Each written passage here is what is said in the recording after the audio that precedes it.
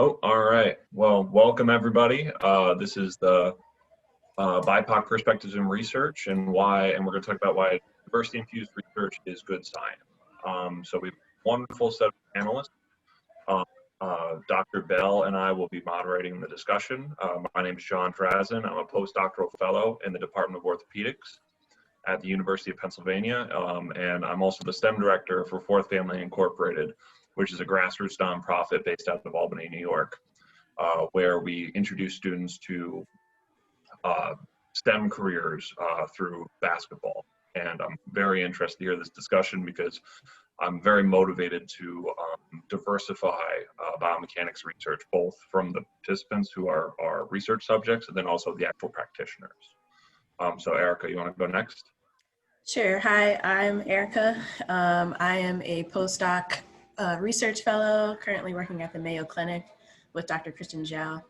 I'm also a co-founder of the Black Biomechanists Association that we just recently launched in August of this year, specifically at ASB 2020.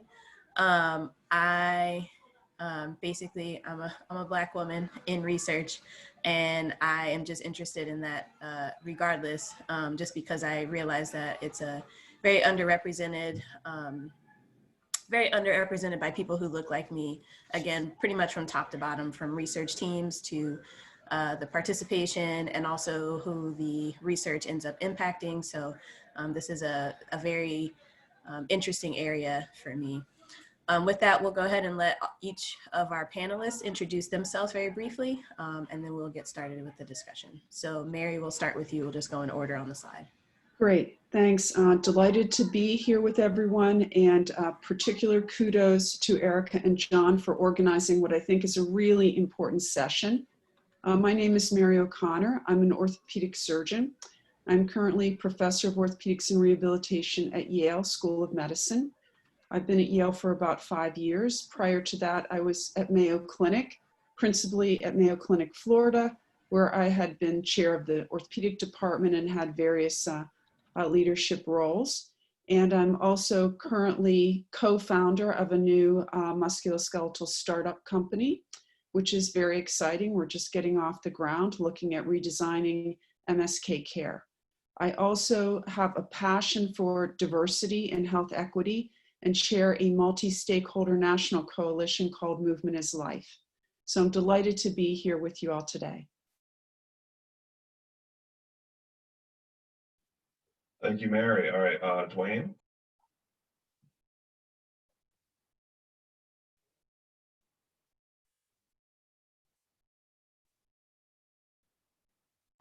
You gotta unmute yourself. Do it earlier. All right, hello everybody. I'm Duane Knudson. I'm currently at Texas University. I'm a sport and exercise biomechanist, an ASB member since 1985. So I think I was selected on this panel for the diversity reason, and they needed someone old of Norwegian ancestry to talk about what it was like when there was actual manual digitization. But delighted to be here, and I enjoyed all the presentations, and I hope we have a good discussion about improving research quality. Oh yeah, you wanted something unique about me? So we're talking about research quality. Sometimes case studies are good. So I'm currently on a longitudinal case study with the first grandchild. And I don't know if you can see him because of all the background stuff, but if you know your Seinfeld references, he is breathtaking.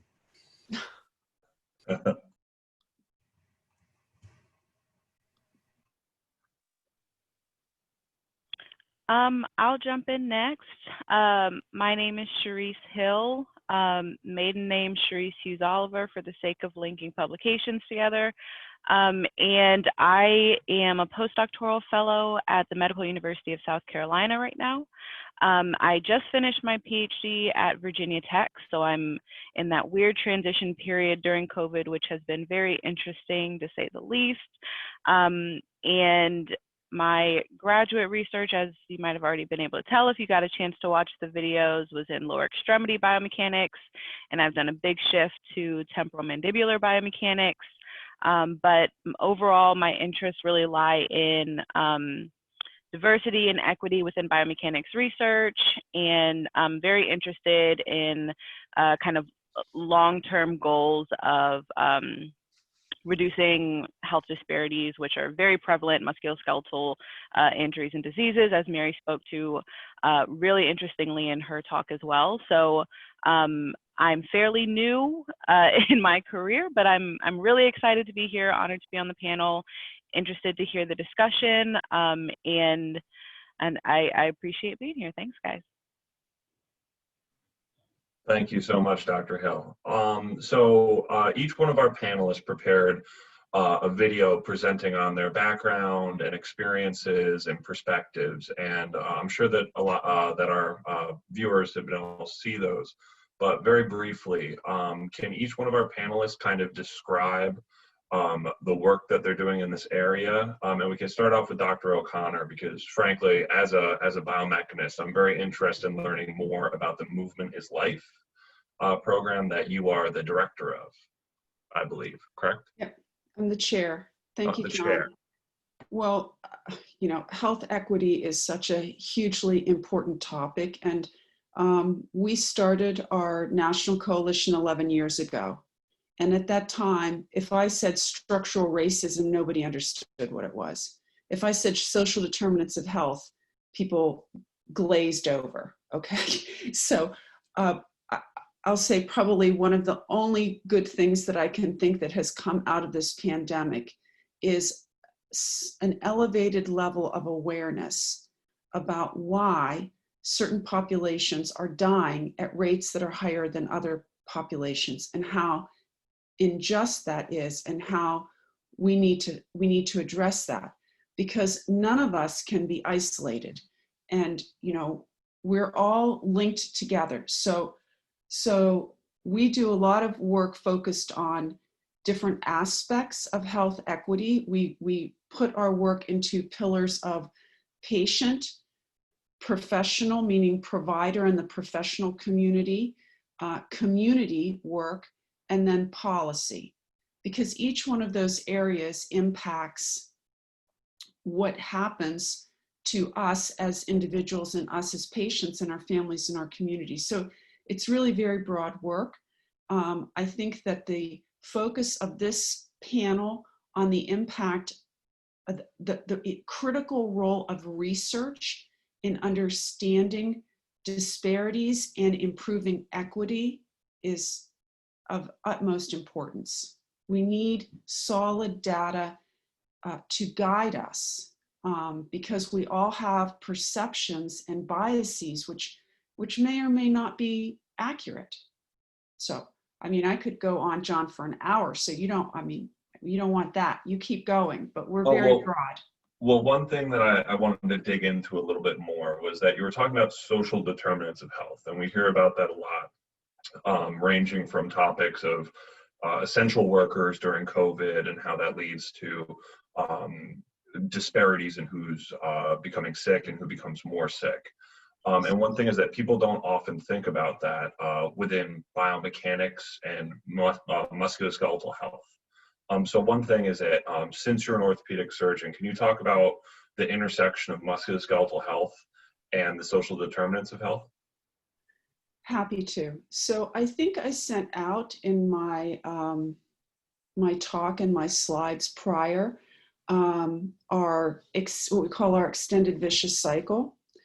And basically that says that if you start in the medical vicious, what we call the medical vicious cycle, and you all get this, you understand this. If someone has joint pain, in general, they slow down, they become less active, but they still eat the same, so they gain weight. And that added weight puts more pressure on the joint. And so they're in this cycle of joint pain, immobility, weight gain leading to obesity, ultimately creating osteoarthritis. And the knee is the perfect example, and the joint that impacts us the most from a public health perspective. 1.1 or so million total knees done in this country in 2019. And by 2040, that number is projected, I mean, I can't even get my head around this number, to be 3.4 million. That is impossible to fathom, that how we're going to do 3.4 million total knees in 2040, and how we're going to afford that, and who's going to take care of all these patients. et cetera, et cetera. So we really need solutions to joint pain and joint problems upstream of joint replacement surgery. Now, that medical vicious cycle doesn't just result in knee osteoarthritis, because the immobility and the obesity create diabetes, hypertension, heart disease, and what orthopedic surgeons definitely don't want to deal with any of those, plus depression. And so these are the patients that I see coming into my office all the time with horrible knees, and they're poor surgical candidates. And they needed better health 10 years ago or 15 years ago. And we know that women and individuals of color are more likely to get trapped in that medical vicious cycle. An affluent white male CEO, he can get trapped in the cycle too. I mean, we see obese white guys with bad knees, okay, who are affluent, but that's less likely. And the reason why women and individuals of color are more likely to get trapped in that medical vicious cycle is because they're surrounded by the social determinants of health. So if you live in a bad neighborhood, you can't go out and walk for exercise. You would more likely be in a food desert where you can't go buy fresh fruit and vegetables at a reasonable price. You know, that was like an eye-opening moment to me in my little privileged world of affluent whiteness, when back in Jacksonville, all of a sudden I learned that in some of our neighborhoods, there wasn't a grocery store like I had. Oh, and if there was, guess what? Their vegetables and fruit cost so much more money. I mean, how can that be? It's the same food grocery store chain. Why are they selling the food at a different price in this less affluent neighborhood? Okay, so social determinants of health, very important. But then surrounding that is policy. So the way that we pay for healthcare is a huge driver of who gets care and who doesn't get care. And we know that people who are on Medicaid, so to speak, or lower income people, where the healthcare system and providers are not paid as well, at least particularly in orthopedics, a lot of private practice orthopedic surgeons will not see those patients. So those patients end up coming to safety net systems like university practices. So I see a lot of these patients. I have patients driving to New Haven to see me from New London, Connecticut, an hour away, passing all kinds of orthopedic surgeons on the way because they won't see them because they have Connecticut Husky, which is the Medicaid program. So yes, thank you. And then surrounding that public and private policy ring now is a new ring that I just put on this year that says pandemic, because now that pandemic is saying essential workers who are, and we can group essential workers into essential professional workers like me. I worked through the pandemic. I went and took care of COVID patients with hip fractures, okay? But we also have the non-professional essential workers, people in factories, the meat factories, who were not given PPE, and we saw what happened. So again, the social determinants of health are critical in terms of the impact on our communities and our patients. And we just have to start getting with recognizing that we have to improve health in our communities. We can't afford the trajectory that we're on in terms of, first, the human cost, and secondly, the financial cost. Okay, John, like I said, I can keep going, and you've got lots of great. This is all perfect. And so Erica just shared Mary's great diagram that she produced. And one of the biggest things that we're trying to do with this panel is figuring out how biomechanics research can fit into that paradigm. So that's kind of that's what we're working on in this panel and trying to discuss and trying to bring attention to. So since we're talking about specific research, Cherice or Dr. Hill, would you mind sharing your experiences with the research that you're performing and how that can fit in? Yeah, so for those who didn't get a chance to watch the video, I can give kind of a brief summary. So my dissertation research was on basically racial differences in movement mechanics. Quite honestly, it was just kind of a personal passion question that I had at the beginning of grad school. You know, you start combing through the literature, and I instinctively kind of looked for myself being represented in kind of what this means, what the implications of this research was for me and my community. And I kind of saw that representation on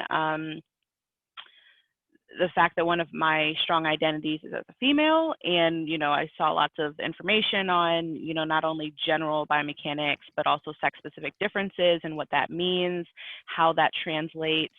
But I didn't really see it from the racial side, and I strongly identify as a Black woman. So I was kind of curious why that wasn't there, if that was because we knew that, you know, things like race and ethnicity don't really impact movement, or if it just wasn't a question that had been asked yet. And my conclusion was more on the latter than on the former. So I was kind of just interested, you know, what we would see, and if what we saw would mean that we maybe needed to be more intentional about incorporating different social constructs into our biomechanical, you know, representation within our study samples, how we communicate results back to orthopedic surgeons or other clinicians, how we communicate results back to the general biomechanics community, you know, if these just need to be more intentionally included in all of our research conversations.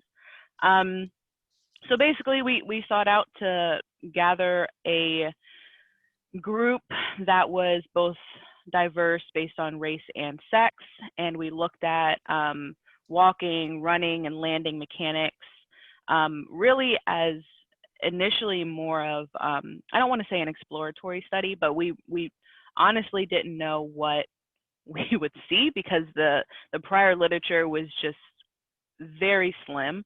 And we were hoping that at the very least the data that we collected would be able to fuel future studies and be able to, you know, fuel future power analyses and, you know, different aspects of the study design that we kind of struggled with not having the precedent set with.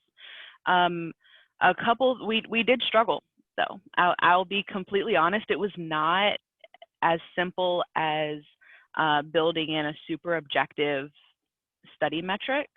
From the very beginning, I was very naive at the beginning. I was thinking, oh, this should be an easy study design. You know, you just make groups of people in, you know, different sexes and different races, and very quickly hit kind of a brick wall when I was like, okay, there are a lot of questions that we're going to have to answer. And we were also very cognizant of the fact that we were attempting to kind of set a precedent, and we were attempting to kind of make a point. And we wanted to make sure that, of course, we do that as appropriately as possible. We didn't want to just throw something together and then people, you know, draw their own conclusions or kind of take it out of context too easily, although, you know, you can never fully control what people do with your research. But we got hit with questions like, how do we define race? Which honestly took up probably 70 to 80% of our committee discussions, more so than the actual data collection, because we actually stayed fairly simple and straightforward with, you know, very commonly used biomechanical data collection techniques. And a lot of our focus for this particular study was on the race side.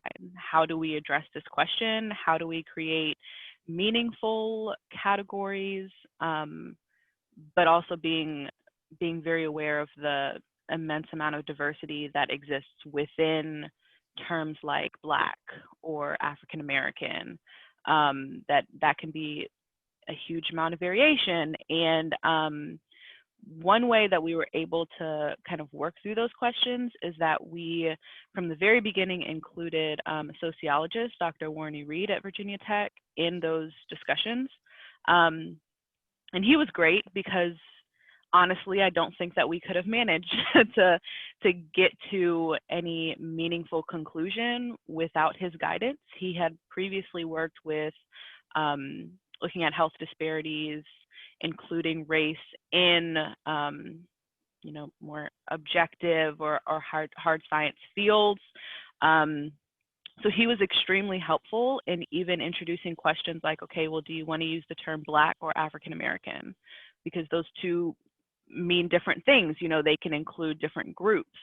And for those who wouldn't have asked that question, I don't blame you, because I identify as both Black and African American, and still that question just didn't come to mind for me immediately. But, you know, if you refer to Black, you might be including more individuals within the African diaspora, where African American very specifically refers to those who identify as of African origin and as American. And I did have several potential participants who did not feel comfortable strongly identifying as African American, and therefore we didn't include them in the study. So I think for me, the process of incorporating a lot of the big picture questions that Mary introduced just now and in her talk really came down to establishing a super interdisciplinary team to lead those discussions, because we just didn't have the tools or even the broad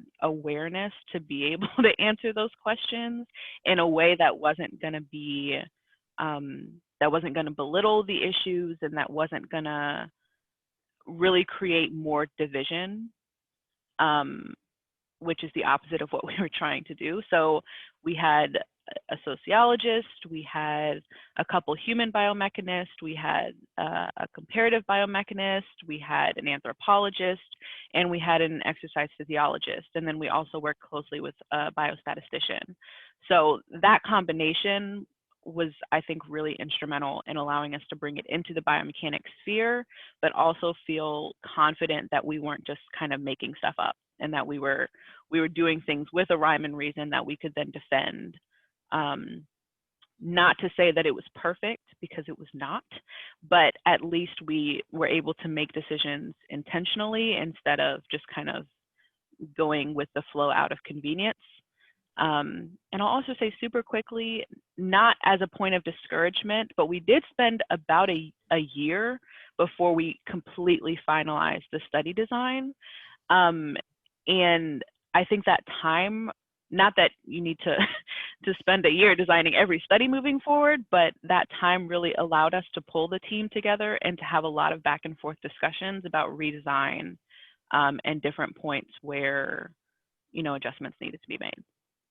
So thank you, Cherice. So you brought up a ton of really excellent points about cross-disciplinary work, the importance of study design, and then you also talked about how it's inconvenient at times to spend this much time in study design. And I think that brings us beautifully to our final panelist, Duane, who, and I'm sorry, this is my opinion, he's like the godfather of statistical methods in biomechanics.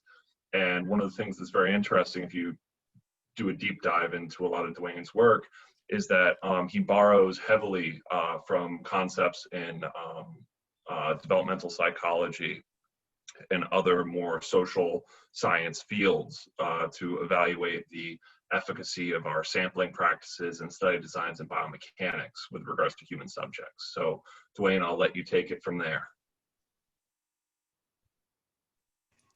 That's a pretty wide open challenge. What do you want me to respond to? So I apologize. So the thing is that, can you briefly summarize your work and like the confidence of crisis in biomechanics and sampling practices? Okay, I've been thinking, because, you know, Dr. O'Connor and all the presentations were excellent, and they're all interwoven into this idea of research quality, and that's where I was trying to make my presentation and cram it all in, because I'd spent about 13 years as a chair and associate dean, and the key job is to recruit, hire, retain, and promote the best faculty, and I wanted to give my peers the fairest evaluation of their work, rather than judging them whether they published in a particular journal, but did the work advance our knowledge and help. And so that's what most of my work has been focused on. And my sort of reaction, excuse me, to all these comments are that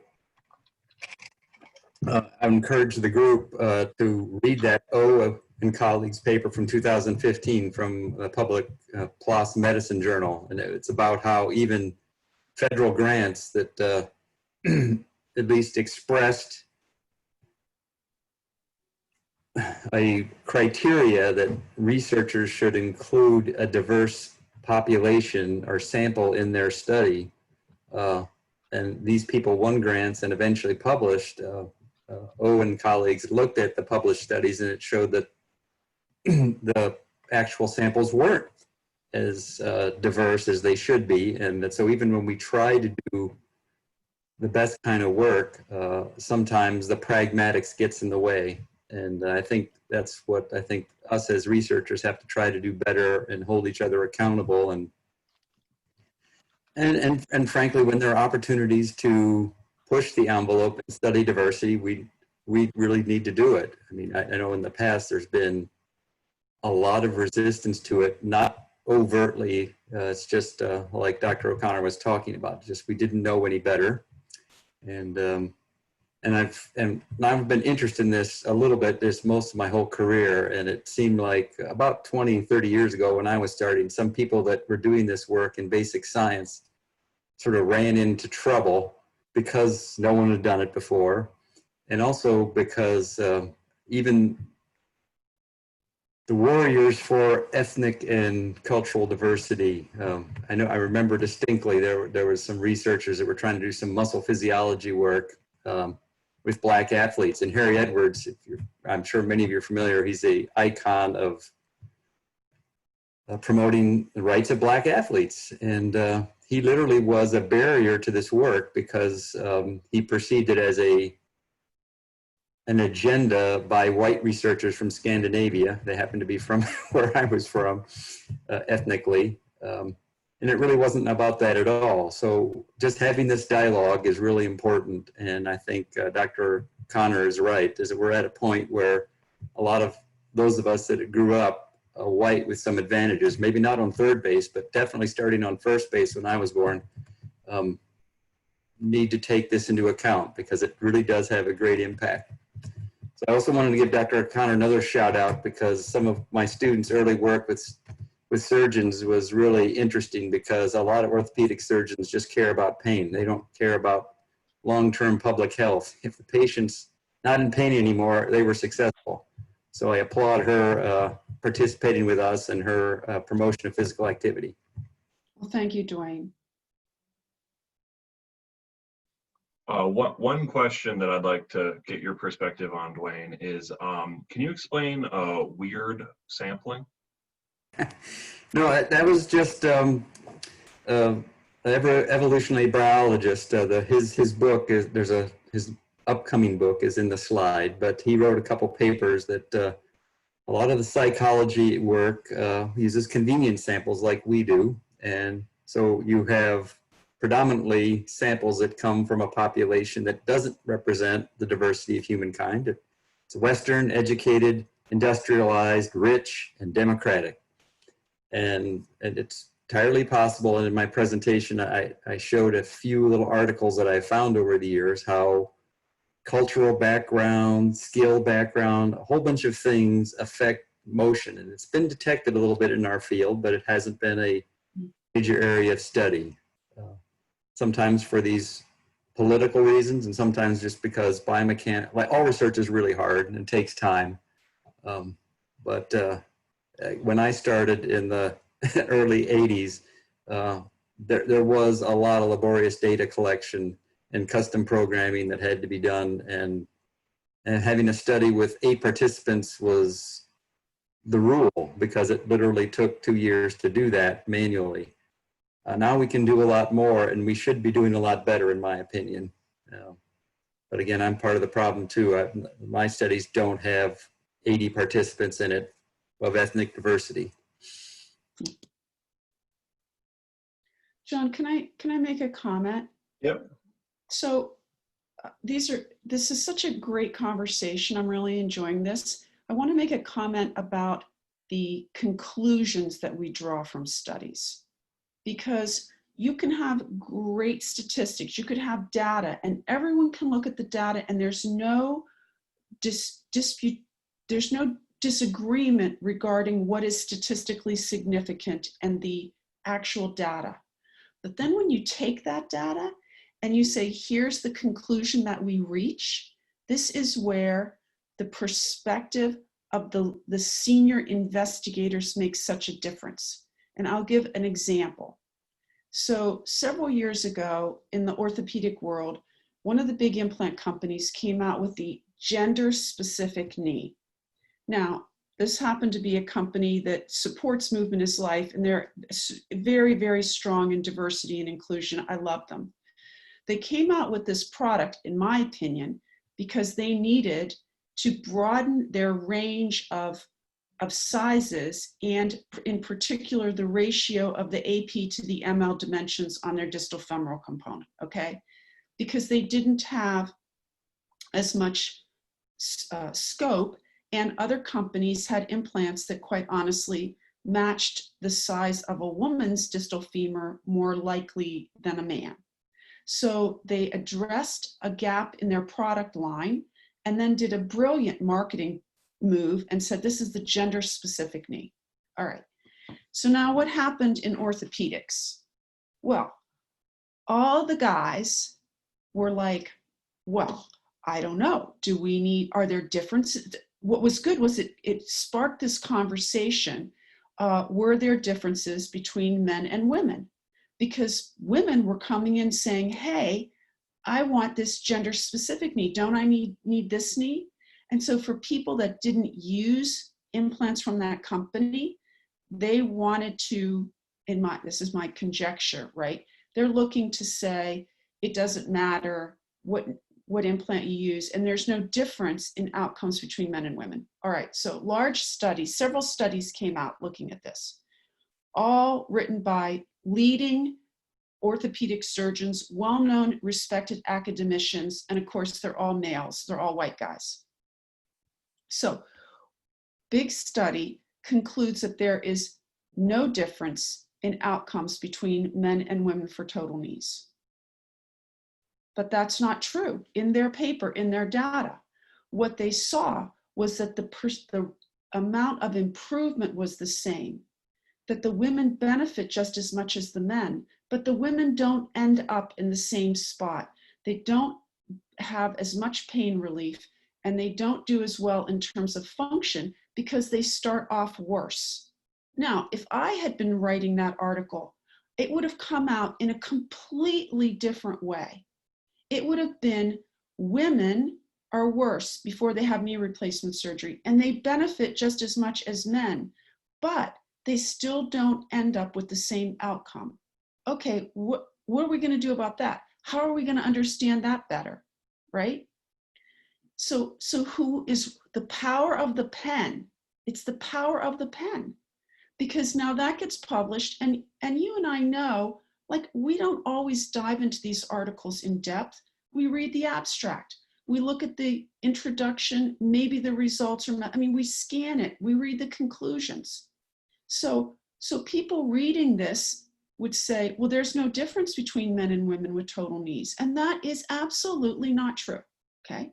So it wasn't that their conclusions were wrong, it's their conclusions were projected through their filter, and their filter was, I don't believe that there's a difference between men and women. When there is a difference between men and women, because every cell has a sex, every person has a gender. And so whenever we're doing any kind of investigative work, it's how, and every person has a culture and an ethnicity that, from an epigenetics perspective, listen, I think that's just such a fascinating field. Like if I was young and I was starting over, I'd probably go into like epigenetics to start understanding what is the role of all this familial influence, cultural influence on protein regulation and gene expression, all that stuff. So, all these other factors come in, but you have to be able to ask the right question, and you have to be able to step back and have a lot of people looking at the data. If I or someone else had been on that team, right, I would be saying, whoa, time out, guys. The women didn't do as well. You can't, this isn't the right message. So I could give you other examples about the importance of the interpretation and the conclusions that we draw, and then what gets published, because it's what gets published that drives the way we think and what we teach. So that is a beautiful argument for the importance of diversity among researchers, and also you put your finger on it, senior researchers. So that's awesome. Do any of the other panelists or Erica have any things to build off of that? So, all right, well, we've gotten some really good questions from the chat. So Erica, do you want to lead that? Sure thing. I was looking to see if I had a related question, but I'm struggling to find it, so I'll hold off on that. Kayla had a good question in here, just asking, how do we make research participants from underrepresented communities feel safe and welcomed into laboratories and institutions that do not reflect them culturally? We know that's a great question. That's actually one that I had as well, and one that I came across when I was doing my studies for my dissertation in diabetics, and came across that issue again with a lot of my African American or Black participants were very hesitant to come in to participate in these studies. And, you know, you're doing all of your communications with them from behind a screen, or, you know, all they see is an email, you may get a phone call, something like that. And I just remember some of the reactions to some of the African Americans that came in and saw that it was me running the study. It was a whole different change, like as soon as they realized that, like, oh, it's you. And it also promoted them to talk about the study or promote it and tell some of their friends who they knew, or even on their job, like, oh, well, I know this one lady who's diabetic, like I can point her in your direction. So I think that's a really relevant question, because we still kind of face this stigma if we know the history of science and people from people of color. It's not a good one. We don't have a good history of being involved in science. It's usually something that we're really heavily coerced into doing. There's not a lot of transparency with what's going on. We could, you know, do the Tuskegee experiment and a lot of other things that are going on even currently right now that we see in the news about these so-called hysterectomies that are happening in our people of color in these detention centers. So there's a big stigma around people of color and even wanting to participate in these studies. So I think that's a relevant question. So since I kind of went off there for a second, I'll restate the question. How do we make research participants from underrepresented communities feel safe and welcomed into laboratories / institutions that do not reflect them culturally? So I'll open that up to anybody on the panel who would like to respond. So I have a very strong response to this question. I think it's a really great question. And Erica, as you were talking, it was like an exact replica of what I was going to express of my experience doing this study as well. And it reminded me of a thought that I had while Duane was talking, and that a lot of the initial response and recruitment, especially of my African American participants, a lot of them were extremely hesitant to participate. I had a lot of questions actually from both the white American and African American participants of basically asking me to justify what differentiated this research from, for example, eugenics research. So a lot of people had kind of the gut reaction of, oh, looking at racial differences, what's the intention? And so I got really used to having to, you know, defend why they were different and fully explain and be very transparent in why we were doing this study, what our intended impact of the study was. And I also had the exact same experience that a lot of, particularly the African American participants, even after that explanation, were extremely hesitant to participate, straight up cited, Tuskegee and other situations. Our lab sits in biomedical engineering, so a lot of that like medical, really unfortunate research history with underrepresented groups, I think was just a huge barrier. And to me, that comes down to a lot of, trust. I have started more intentionally questioning, what is the relationship of trust between the university and the broader community, particularly the community of color? Because I just think if that trust isn't there, then that barrier is going to stay. And I, again, just like Erica said, had the exact same experience of at least half of my African-American participants told me when they came in for the first study that the only reason that they agreed to do it was because they Googled me, saw that I was a Black woman, and said, okay, I inherently trust her a little bit more to have, appropriate intentions with, not destructive intentions, that her intention in gathering this data is not for it to be divisive, but instead for it to promote equitable representation and they trusted me more. And a lot of them told me that if they had not seen any diversity within the study team, that inherent trust wouldn't be there, which I think is another representation of why it's really important to have a diverse group, and it really shouldn't be that way. I hope one day we can get to the point where it's not just a matter of kind of seeing someone who you see yourself reflected in order for that trust to be there. But I think, again, as Erica said, since there is such a really terrible past with research, including underrepresented groups, I think you've got to just be aware that that's going to be something that you have to combat. If you don't have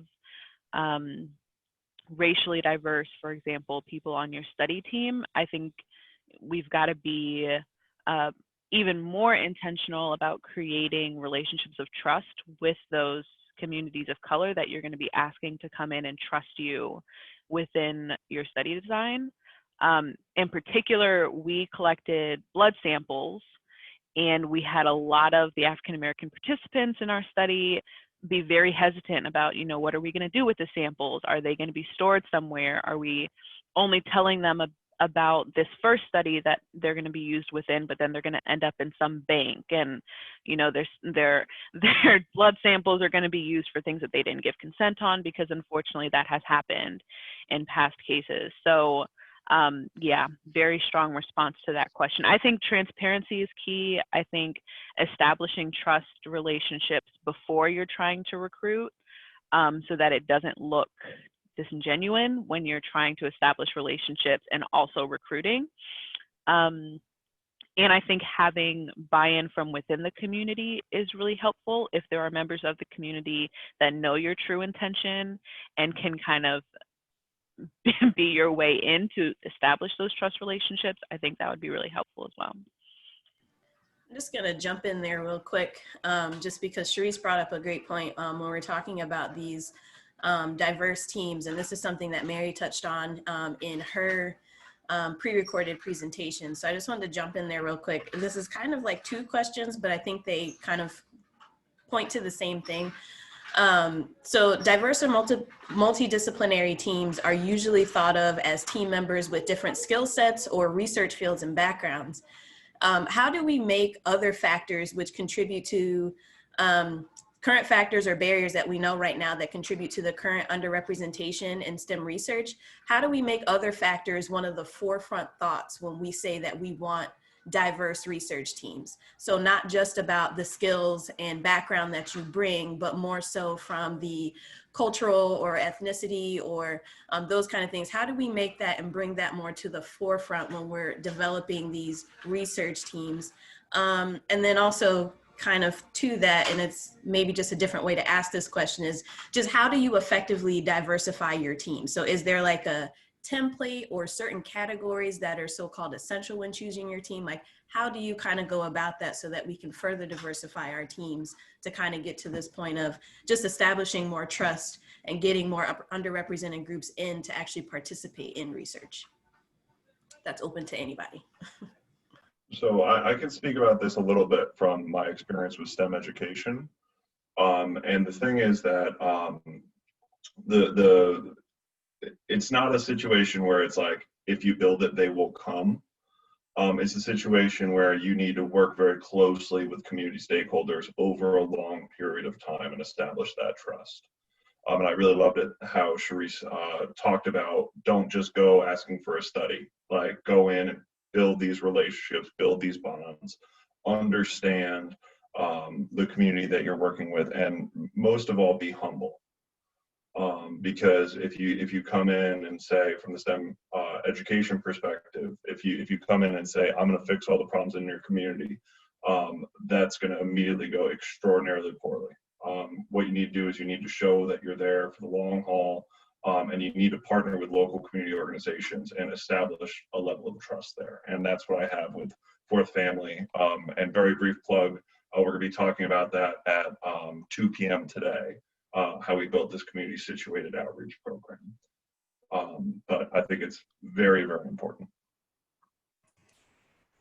I have two reactions from my colleagues in kinesiology. Our field has a long history of promotion of diversity, both just male and female, but ethnic diversity. IUPUI has a diversity scholars program that's NSF funded. And Jared Russell at Auburn University started a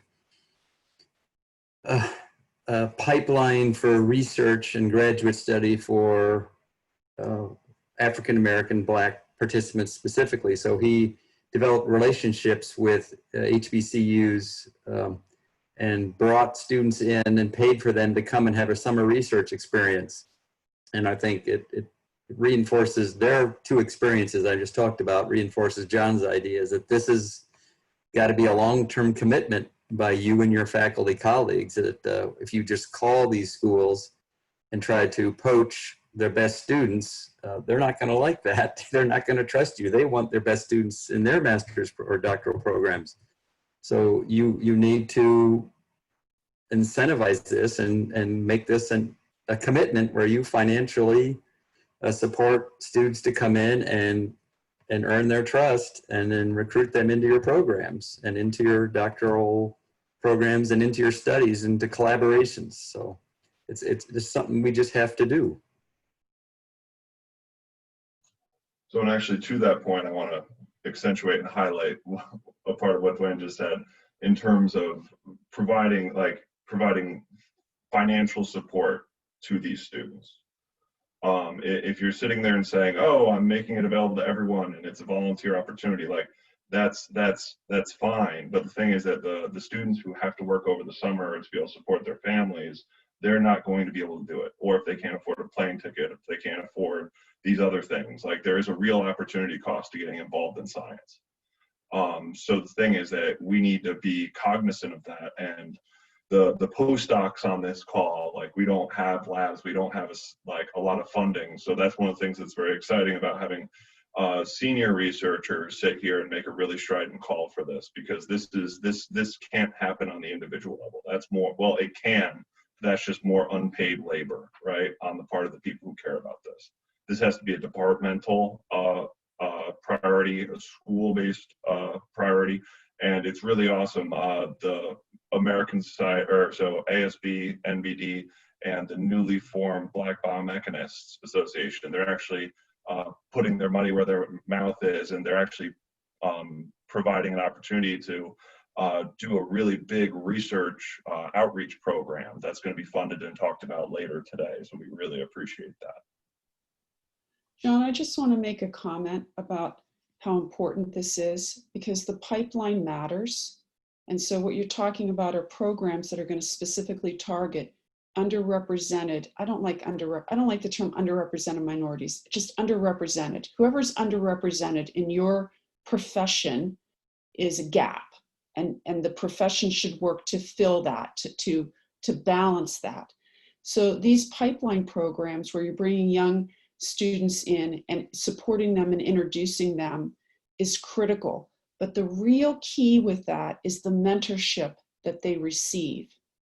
And this is where the senior leaders in your profession probably are already making a commitment to step up, but that is really the key. I would not be where I am today if it wasn't for white male orthopedic surgeons who believed in me. There were no senior women to promote my career or help me advance. They did not exist, okay? And so literally, you only get there with people helping you and providing opportunities. You got to put in the work, right? But you just can't get there without others pulling you up. And so that's why it's so important that we all work to mentor and make an extra effort, I think, for those that are underrepresented, because it is still harder for them. It's just still harder for them.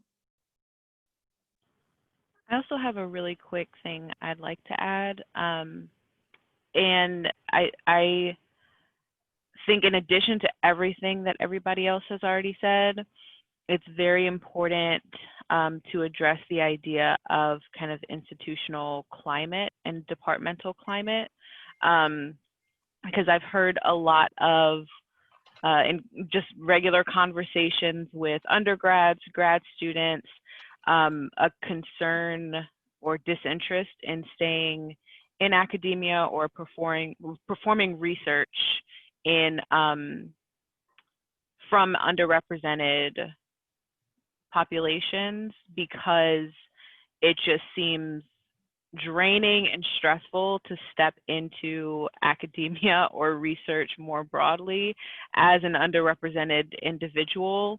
And so instead, they don't stay. And if we do all of these other things to maintain the pipeline, but, at the end of that corridor, it's still in a lot of cases kind of the not the most supportive or sometimes outright toxic environment, then we have a retention issue. So then we've put in all this work for the pipeline and then lose it at the end. So I'm really excited to see a lot of the more institutional efforts to adjust climate and more efforts to promote diversity, inclusion, and equity in how faculty are treated, making sure not to overload faculty of color, making sure to support different endeavors to keep up the pipeline, because I think that's something that I've been hearing more and more often from friends about reasons for why they don't want to stay in academia. If it looks like such a daunting, kind of miserable process to be successful in academia as an underrepresented scholar. So just a quick point. So that is a perfect way to put a pin in the pipeline conversation for now. And there's a lot more to discuss about it. One very quick plug is that I invite everybody who's here to join us on Spatial Chat for the closing ceremonies and the final social, where we can break into groups and really dig into this a lot more. But one point that has been repeatedly brought up in the chat is the value of interdisciplinary collaborations. So I was provided the opportunity to have a NSF GK12 fellowship with our Science Technology Studies department as a graduate student. And so I got to work with a bunch of social scientists and anthropologists on STEM education, which really broadened my horizons and made me be able to do what I can do today. But just as an ending note, what do we all think about starting to collaborate with social scientists and people who are outside of our discipline so that we can approach this the proper way? Before anybody answers, while you marinate on your thought, I also just want to say, besides Spatial Chat, also if you are in the Slack workspace and you go to the specific channel for this, BIPOC in Research, we can continue discussions there as well. So if you have other questions and just want to keep this discussion going, please feel free to go post your questions in the BIPOC in Research channel, and we can have our panelists and even just other attendees just keep contributing to that discussion. But anyways, now you guys can answer, sorry.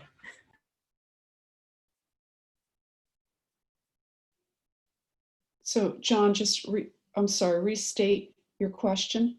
So I know that Cherice, she had a very disciplinarily diverse set of collaborators. Like she worked with social scientists, and I know, Mary, you work with a bunch of public health experts, epidemiologists, and biomechanists were very good at understanding human movement, but how and why would we collaborate with these other fields to bring these perspectives into our research? Well, I'll just throw it out there that you could create a product, but if people don't want to use it because they have cultural or ethnic issues that make them uncomfortable with it, your product has failed. So, I mean, just as a broad statement, if the goal of it is to help people and people have to use something, you know, then that needs to be taken into account. It's like knee braces, you know? I've never been successful with a woman patient of mine wearing an unloader knee brace. Never, ever. I've been doing this for over 20 years, okay? The only patients that I've ever gotten to wear an unloader knee brace are men. And then the only ones that works on are guys that are tall and relatively thin. So, you know, here's an example of a product in your bioengineering space, perhaps you could think of it as that way, but you can't get people, there's only a certain segment of the population that will even use it. And then only some that will be more compliant with it because the brace is easier for them to wear because their legs aren't so big. So I just put it out there that we have to, if we're always thinking of the end result that we want, and then we're thinking what's going to influence that end result that's outside of my space, my professional space, then I think it helps us think about the other diverse people that we want to pull in like adjunct members of our team to help us. So I completely agree with everything you said, Mary. I think having an interdisciplinary team is extremely important. You know, it's easy to perform a study within a little bubble of convenience, but all of that is pretty much useless if we're not performing that research within the relevant social context. And I think when you do that, things get a lot messier, a lot more complex, a lot more difficult to figure out how to design the study so that you can draw meaningful conclusions, and then, as Mary discussed earlier, how to make sure that you're drawing conclusions carefully and getting some outside input on that. And I just think even if you think of it out of convenience, the process of trying to tackle that beast by yourself and with only you and maybe one other biomechanist is just kind of daunting. So I think the idea of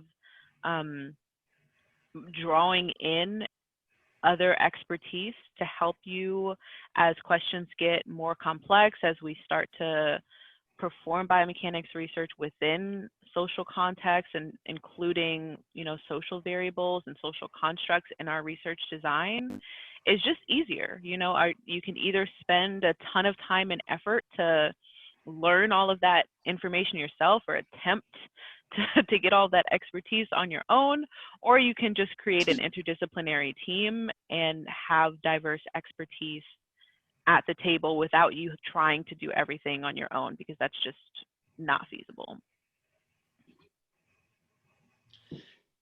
John, I just want to make a comment to the young people, the young researchers here. I agree with all the comments that Cherice added, but it's just more fun.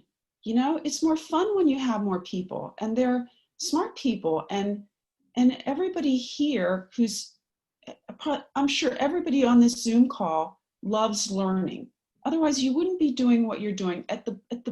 In your fundamental essence, you like learning. And so when you bring these other people in, you can learn other things from them.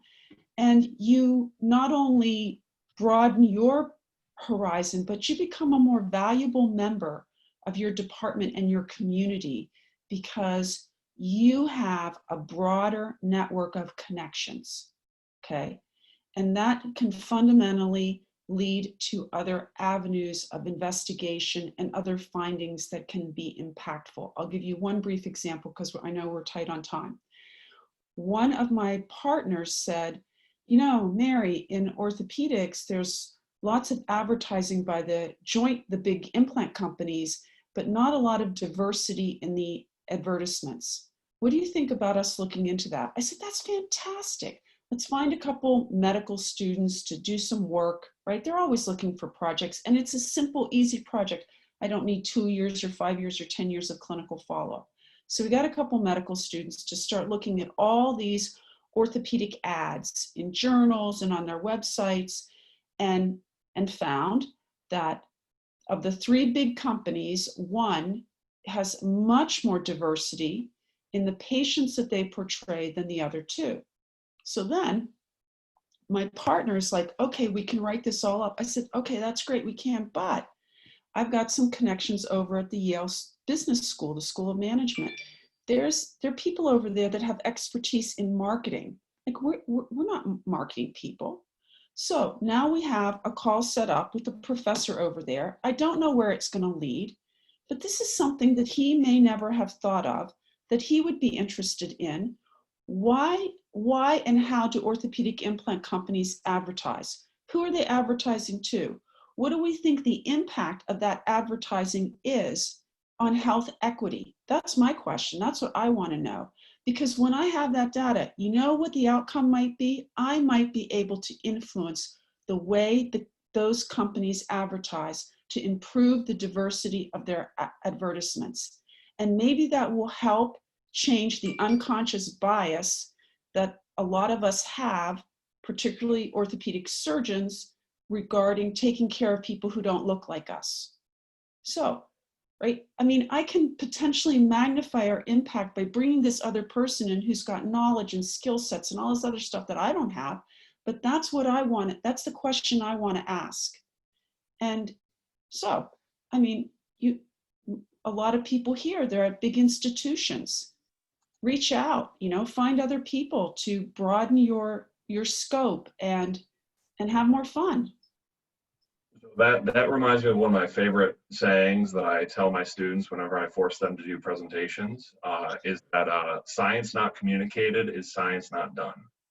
Yeah. So the thing is that if you're not able to communicate your findings and why it's important, and now we're talking about that in a culturally relevant manner, why are you doing the research? So working with our friends in social science, I think is very important. So we're running out of time.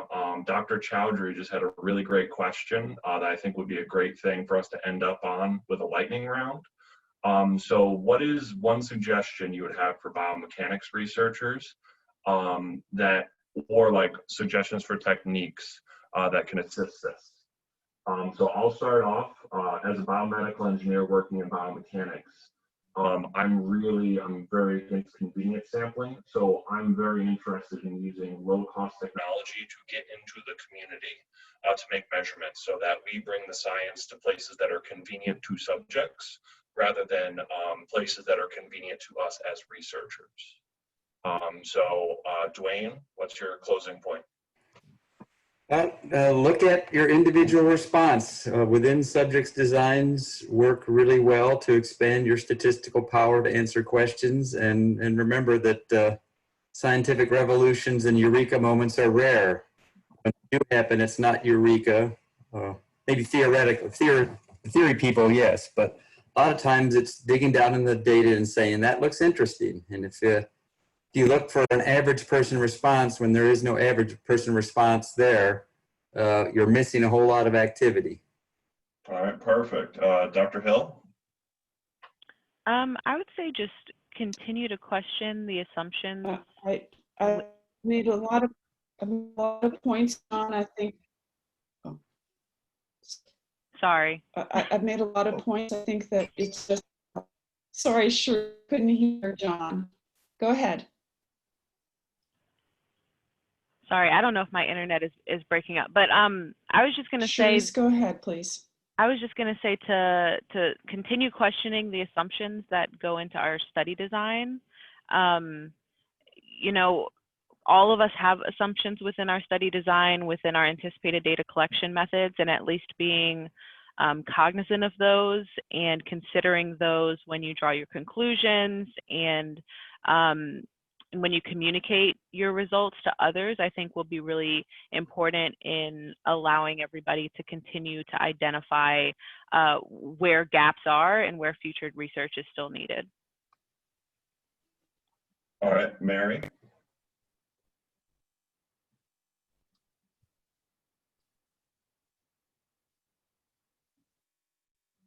Oh, I think Dr. Bell.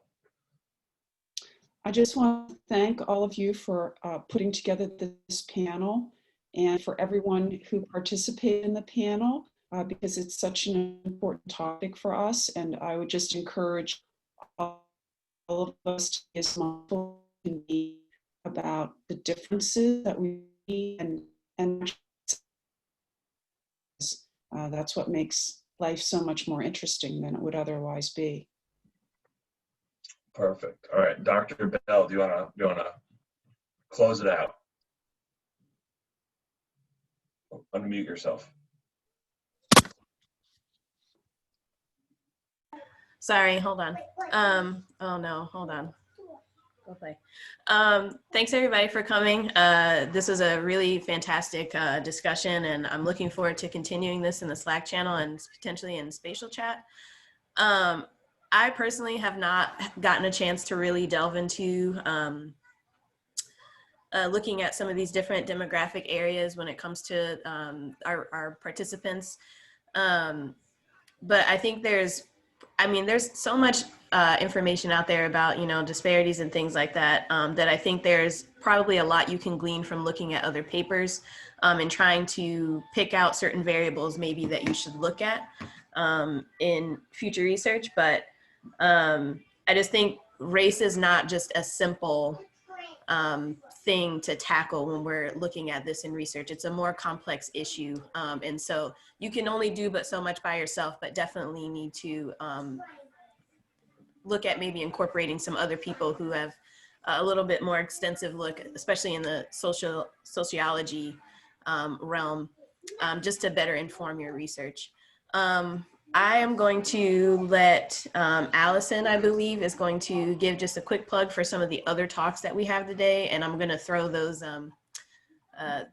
sessions up as well. I just wanted to quickly just reiterate who was on the panel today in case you guys want to reach out to anybody individually, rather in Slack, email, or otherwise.